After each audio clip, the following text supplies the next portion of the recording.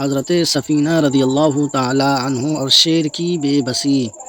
حضرت سفینہ رضی اللہ تعالی عنہ جو نبی اکرم صلی اللہ علیہ وسلم کے خادم تھے، وہ ایک دفعہ روم کے علاقہ میں لشکر سے بھٹک گئے اور ایک جنگل میں لشکر کی تلاش میں تھے کہ سامنے سے ایک شیر آ گیا۔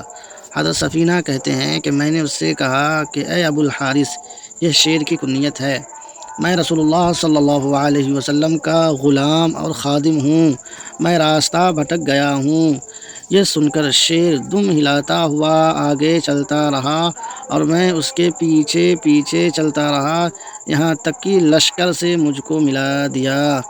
تو یہ ہے نبی کریم صلی اللہ علیہ وسلم کی غلامی اور خادم بننے کا نتیجہ۔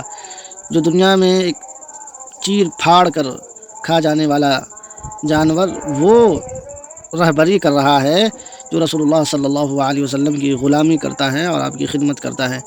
پھر اللہ تبارک و تعالیٰ آخرت میں کن کن نعمتوں سے آزمائے گا، اس کا کوئی تصور ہی نہیں کر سکتا ہے۔ یہ واقعہ البدایہ والنہایہ جلد 6 صفحہ نمبر 147 میں مذکور ہے۔